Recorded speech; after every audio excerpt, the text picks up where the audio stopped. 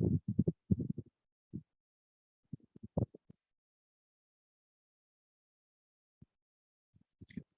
bismillahirrahmanirrahim. Assalamualaikum warahmatullahi wabarakatuh. Innal hamdalillah nahmaduhu wa nasta'inuhu wa nastaghfiruh wa na'udzu billahi min shururi anfusina wa min sayyiati a'malina may yahdihillahu fala mudhillalah wa may yudlil fala hadiyalah. Asyhadu an la ilaha illallah wahdahu la syarikalah wa asyhadu anna Muhammadan abduhu wa rasuluh la nabiyya ba'da. Amma ba'd. Allahumma inna nas'aluka ilman nafi'an wa rizqan thayyiban wa amalan mutaqabbalan. Allahumma nafi'na bima 'allamtana wa 'allimna ma yanfa'una wa zidna ilma. Allahumma inna na'udzubika min ilmin la yanfa' wa min qalbin la yakhsha wa min nafsin la tashba wa min da'watin la yustajabu laha. Para jamaah yang semoga senantiasa dirahmati oleh Allah Subhanahu wa taala, puja dan puji syukur kita haturkan kepada Allah Subhanahu wa taala atas segala nikmat yang Allah limpahkan kepada kita semua. Nikmat Islam, nikmat iman, dan nikmat yang tidak kalah penting, yaitu kesempatan untuk meraih hidayah Allah Subhanahu wa taala dengan menghadiri majelis ilmu secara virtual ini. Semoga Allah Subhanahu wa taala memberikan kita keistiqomahan di dalam menuntut ilmu agama dan menerima seluruh amal kebaikan kita. Para jemaah dirahmati Allah Subhanahu wa taala, sabahul khair. Kita nggak belajar percakapan ya. Jawabannya sabahun nur. Nah, kaifa halukum? Alhamdulillah, la'allakum bi khair. Insyaallah pada pagi hari yang cerah ini ya, alhamdulillah sudah mulai mau masuk musim hujan ya, bau-bau tanah yang Masya Allah, alhamdulillah sangat nikmat sekali. Kita patut bersyukur kepada Allah Subhanahu wa taala. Semoga ini tidak mengurangi rasa semangat kita, akan tetapi justru menambah semangat kita, khususnya di hari Sabtu ini ya, di hari Sabtu pagi hari ini, yang semoga Allah Subhanahu wa taala memberikan kesehatan untuk kita semua. Baik, pada kesempatan kali ini kita akan lanjutkan masih dalam pembagian isim. Kemarin kita sudah membahas pembagian isim, ada 5 ya. Kita coba refresh dulu, kita murojaah secara singkat. Yaitu ada isim mufrad. Isim mufrad itu adalah kata yang menunjukkan jumlah tunggal, ya, ini ditinjau dari jumlahnya. Kemudian isim musanna, yaitu kata yang menunjukkan jumlahnya ada 2, dan rumusnya itu akhirnya ditambahi alif dan nun atau ya dan nun. Kemudian yang ketiga ada jamak, yaitu kata yang menunjukkan lebih dari 2 dan itu dibagi 3. Yang pertama ada jamak mudzakkar salim, yaitu kata yang menunjukkan lebih dari 2 orang-orang yang berakal ya, seperti manusia, kayak kemarin muslim atau kafir gitu kan. Ya, dengan rumus ditambahi wawu dan nun atau ya dan nun. Kemudian yang kedua adalah jamak muannats salim, yaitu kata yang menunjukkan lebih dari 2 dan biasanya jamak muannats salim ini diakhiri dengan alif dan ta di akhirnya. Kemudian yang kelima atau yang ketiga dari jamak ini adalah jamak taksir ya, jamak taksir yaitu jamak yang berasal dari, atau jamak taksir adalah jamak yang berubah ya, dari bentuk awalnya. Karena kemarin kita sudah bahas jamak mudzakkar salim sama jamak muannats salim itu ketika dia jadi jamak itu dia nggak jauh berbeda dari bentuk tunggalnya. Adapun jamak taksir yaitu perubahannya sangat signifikan sekali, ya, bahkan bisa dikatakan sangat berbeda dengan bentuk tunggalnya. Untuk penjelasan lebih lengkapnya bisa cek di YouTube-nya Ashabul Hijrah Indonesia di pertemuan yang kemarin. Baik, dan insya Allah pada pagi hari ini kita akan lanjutkan sisanya. Ada 4 insya Allah ya, ada 4. Jadi total ini ada 9 insya Allah. Yang 5 itu bulan kemarin dan yang 4 kita selesaikan pada pagi hari ini.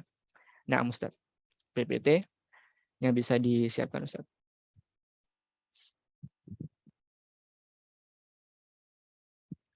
Baik, kita masuk di pertemuan keempat ya. Ini tentang jenis isim bagian kedua insya Allah. Next. Baik, di pertemuan yang keempat ini, pembahasan jenis-jenis isim, insya Allah kita akan berkenalan dengan 4 isim atau 4 jenis kata di dalam bahasa Arab. Yang pertama ada asmaul khamsah, kemudian yang kedua ada isim maksur, kemudian yang ketiga ada isim mangkus, dan yang keempat, yang terakhir ada al-ismu alladzi la yansharif. Baik, saya ulangi lagi. Jadi pada bagian hari ini kita akan mempelajari 4 jenis kata dalam bahasa Arab, yaitu ada asmaul khamsah, kemudian yang kedua ada isim maksur, dan yang ketiga ada isim mangkus, dan yang terakhir ada al-ismu alladzi la yansharif. Nah, saya berharap semua para peserta sudah mempersiapkan dengan baik catatannya. Sekarang kita masuk kepada yang keenam ya, di buku di halaman 9 insya Allah. Ada asmaul khamsa. Ada asmaul khamsa. Di buku kita itu tidak ada penjelasan. Insya Allah nanti penjelasannya ada di PPT ini semua. Jadi apa itu asmaul khamsa? Next Ustaz.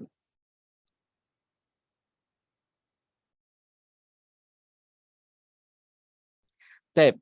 Asmaul khamsa atau biasa disebut dengan isim yang 5 adalah semua isim mu'rab. Ya, mu'rab itu yang bisa berubah ya. Semua kata yang akhir katanya itu bisa berubah, yang mana dia itu di huruf akhirnya itu ada huruf illat. Huruf illah itu istilahnya adalah penyakit lah ya, penyakit. Dan dalam bahasa Arab itu sama di tajwid ya, ada 3 huruf illah itu, alif, wawu, dan ya. Di sini dikatakan semua isim mu'rab yang diakhiri dengan huruf illat yang ditambahkan dan digunakan sebagai tanda i'rab sehingga dapat menyesuaikan dengan harokat yang sebelumnya. Ya, jadi kalau ada huruf illat di dalam sebuah kata, ya itu berarti kalau ada tanda-tanda ilatnya itu kita harus diperhatikan. Misalnya di sini ya, ada huruf wawu misalnya, ada huruf wawu. Ya, maka di huruf wawu itu pasti sebelumnya adalah harokat dhammah. Itu pasti. Ya.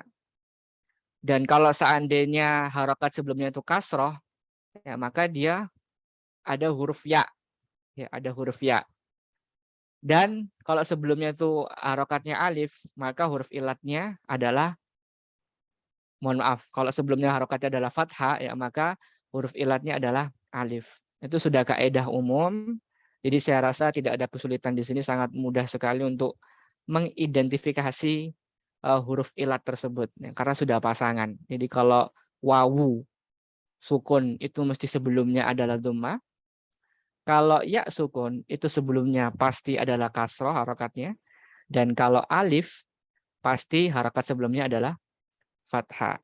Nah, isim yang 5 itu selalu ketempelan dengan huruf ilat ini. Nggak mungkin nggak. Seperti itu. Baik, next Ustaz. Nah, sesuai dengan namanya, yaitu khamsah. Khamsah itu kan 5 ya. Khamsatun 5. Asmaul khamsah ini terdiri dari 5 kata, para jemaah. Yang pertama ada abun, yang berarti ayah. Kemudian ada hamun, ya, yang artinya paman, hamun. Kemudian yang ketiga ada famun. Famun itu mulut. Kemudian yang keempat ada akhun, artinya saudara. Dan yang terakhir adalah zu, yaitu mempunyai atau kepemilikan. Nah, jadi kalau ditanya apa saja asmaul khamsah, sesuai dengan namanya ada 5. Yang pertama adalah abun, yang artinya ayah. Yang kedua adalah hamun, yaitu paman. Yang ketiga adalah famun, yaitu mulut.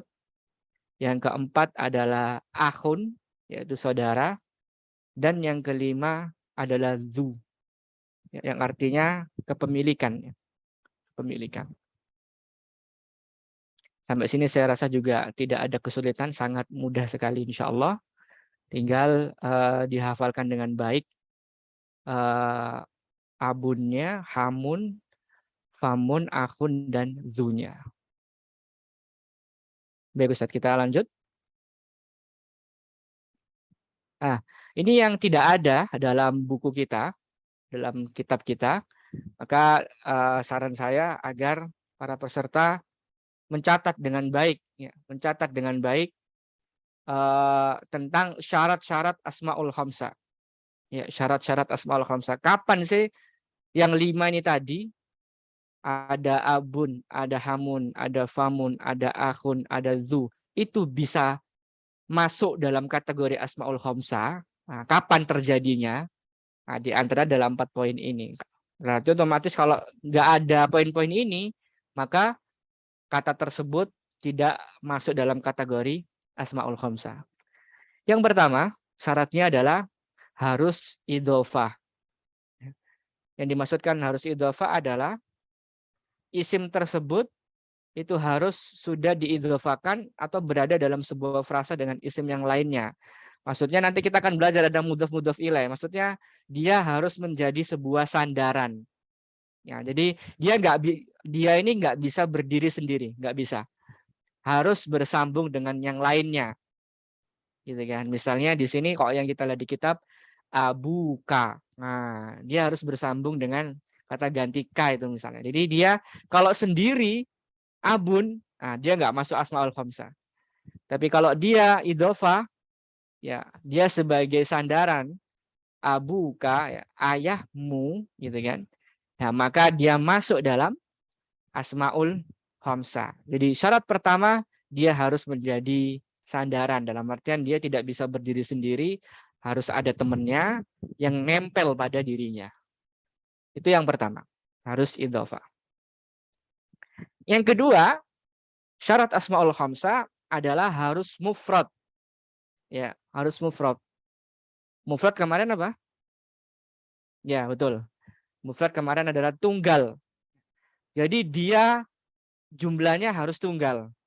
Ketika isim yang 5 tadi seperti abun, kemudian hamun, famun, akhun, dan zu, itu menjadi musanna, menjadi jumlahnya 2, atau menjadi jumlahnya 3, dan seterusnya, maka dia tidak sah menjadi asmaul khamsah. Kenapa? Karena di antara syarat asmaul khamsah, dia harus berjumlah 1. Harus tunggal. Ya, harus tunggal. Nah, otomatis kalau misalnya abun, jamaknya abun apa misalnya? Aba gitu kan. Ya berarti sudah dia nggak masuk ke asmaul khamsah gitu kan. Kalau misalnya akun, akun ya. Akun kan saudara laki-laki ya. Kalau bisa dijamak apa jamaknya? Ikhwan. Ya, maka ikhwan ini sudah tidak menjadi asmaul khamsah. Kenapa? Karena asmaul khamsah itu harus dalam kondisi mufrad, yaitu tunggal. Seperti itu. Kemudian yang ketiga, isim dzu itu harus bermakna sahib. Ya. Isim dzu itu harus bermakna sahib. Karena nanti ada dzu itu maknanya bukan sahib. Ya. Yang artinya sahib itu kan memiliki, mempunyai. Ada nanti dzu yang tidak bermakna sahib. Ya. Maka dzu yang di sini yang di asmaul khamsah itu harus memiliki makna sahib yang artinya memiliki atau mempunyai. Baik. Dan yang terakhir yang keempat adalah khusus untuk isim yang famun, mulut tadi, maka kalau ia ingin menjadi asmaul khamsah, maka mimnya harus dihapus. Ya, mimnya harus dihapus. Makanya kalau kita lihat kitab di sini, 1, 2, 3, 4, nggak ada kan famuka, nggak ada ya. Langsung fuka atau faka atau fika. Menunjukkan bahwa mimnya harus dihapus. Untuk khusus untuk apa? Famun tadi ya, untuk mulut ya. Maka mimnya dia harus dihapus. Kalau mimnya nggak dihapus, berarti dia tidak masuk dalam keluarga asmaul khamsah. Baik, saya rasa ini sangat mudah sekali. Insya Allah nanti setelah akhir sesi kita akan praktekkan bersama-sama. Kita seperti biasanya akan praktek di tamrin ya, di latihan-latihan yang ada. Nah, next step. Baik, sekarang kita beranjak di pembahasan yang selanjutnya, yang nomor 7, yaitu ada isim maksur ya, ada isim maksur. Apa itu isim maksur? Al maksur huwa kullu ismin mu'rab ya, mu'rabin akhiruhu alifun lazima ya. Isim maksur adalah setiap isim yang bisa berubah akhirnya, yang mana ciri khasnya isim maksur itu diakhiri dengan alif lazima ya, alif bengkok. Dan alif lazima itu biasanya didahului dengan harokat fathah. Pasti itu. Itu kalau isim maksur, alif lazima. Kita coba next Ustaz.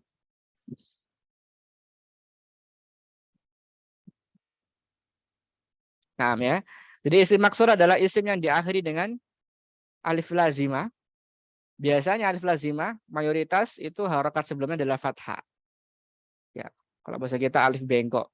Di situ kita bisa lihat ke kitabnya ada al-fata. Ya, al-fata. Sebelum alif bengkok itu harokatnya apa? Fathah.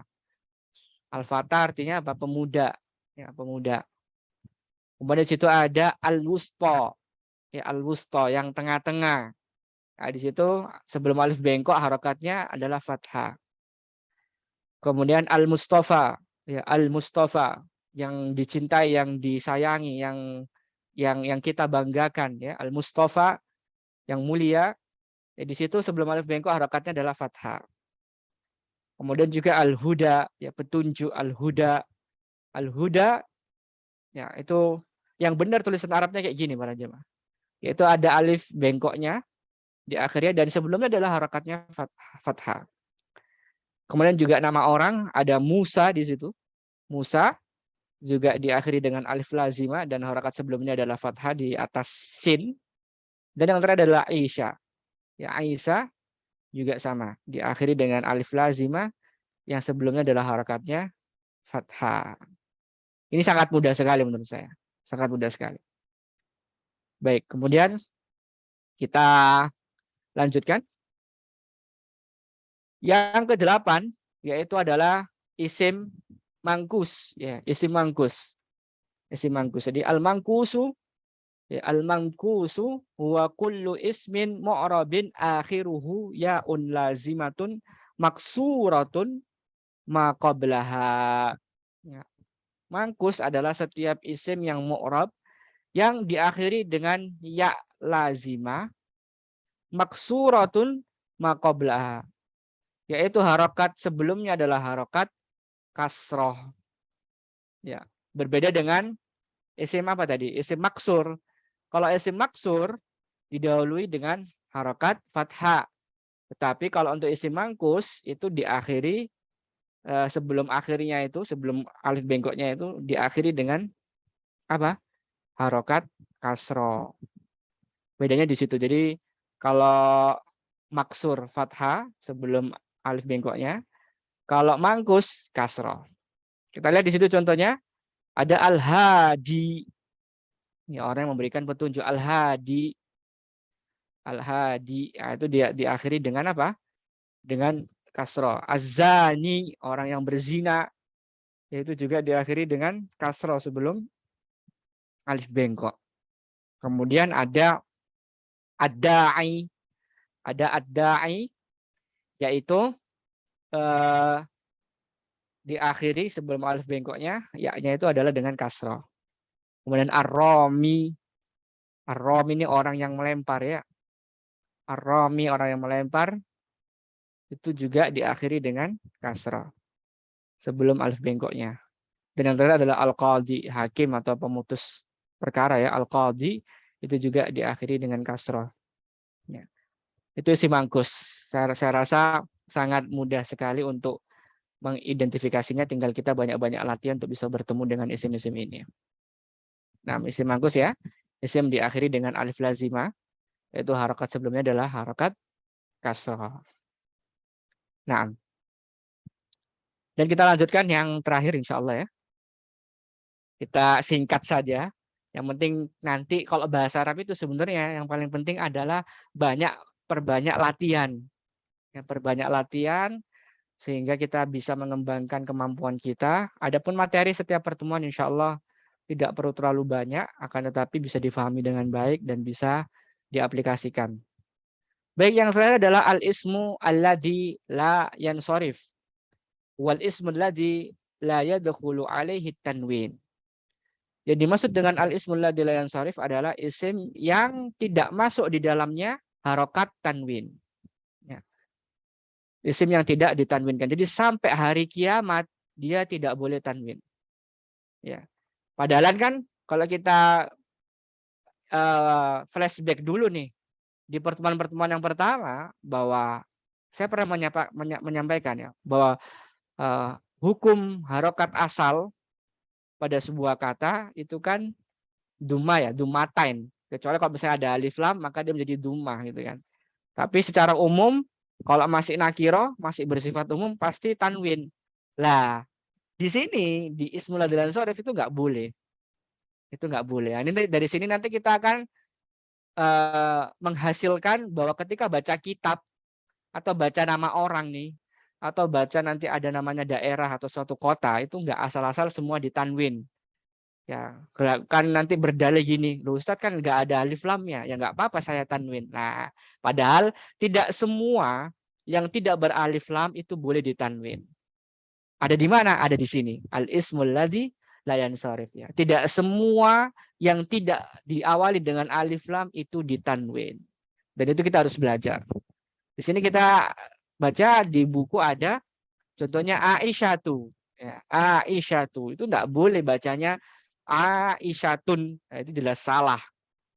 Sangat-sangat salah. Kemudian juga Fatimatu. Ya. Kalau kita bacanya Fatimatun, ya jelas salah. Karena Fatimah itu termasuk al-ismul ladzi la yansarif yang enggak boleh ditanwin harokat akhiriyah. Termasuk juga Nabi Ibrahim. Ibrahimu. Ya. Nanti biasanya ada orang sok-sokan Ibrahimun gitu kan. Padahal berarti dia belum belajar al-ismul ladzi la yansarif karena enggak boleh ditanwin gitu kan. Kemudian selanjutnya ada Ismailu. Ya, enggak boleh Ismailun, enggak boleh. Termasuk juga di sini ada Sulaimanu. Ya, bacanya adalah harokat biasa bukan tanwin. Sulaimanu. Ada Utsman, ya di situ ada Utsmanu, ada Salmanu, ada Maryamu, ya, nggak boleh Maryamun, nggak boleh Maryamu. Kemudian Yusufu, nggak boleh Yusufun, nggak boleh. Kalau ada orang ngomong soal-soal pakai bahasa Arab, kemudian dia tanwinkan itu Maryamun, pernah mengatakan gitu, atau Yusufun adalah sosok ya, berarti dia nggak belajar bahasa Arab gitu kan. Karena nama-nama ini adalah nama-nama yang al-ismul ladzi la yansarif yang tidak menerima tanwin. Termasuk juga Zainabu, ya bukan Zainabun. Dan di sini dikatakan wasayati insyaallahu tafasiluhu, dan insyaallah penjelasannya akan disendirikan karena banyak sekali, ada sekitar 15 pembagiannya, dan ini nanti akan dijelaskan di kesempatan yang akan datang di pertemuan-pertemuan yang selanjutnya insya Allah, karena begitu banyak dan rincinya dari pembahasan al-ismul ladzi la yansarif. Nah, yaitu isim yang tidak ditanwinkan. Next Ustaz.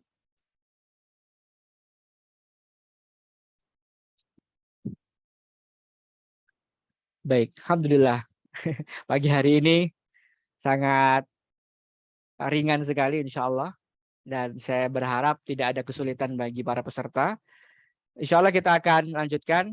Nanti kita akan mulai agak sedikit konsentrasi di bulan depan karena sudah mulai masuk i'rab nanti ya insya Allah ya. Jadi mungkin ini yang bisa kami sampaikan. Jazakumullahu khairan atas perhatiannya. Semoga menjadi ilmu yang bermanfaat dan menjadi semangat bagi kita untuk terus mempelajari bahasa yang mulia ini. Dan bagi peserta Zoom, saya ingatkan untuk jangan keluar terlebih dahulu. Kita akan latihan bersama-sama mengerjakan yang ada di buku ini. Wassallallahu ala sayyidina Muhammad wa ala alihi wa sahbihi ajmain. Subhanakallahumma wa bihamdika asyhadu an la ilaha illa anta astaghfiruka wa atubu ilaik. Wa akhiru da'wan alhamdulillahi rabbil alamin. Assalamualaikum warahmatullahi wabarakatuh.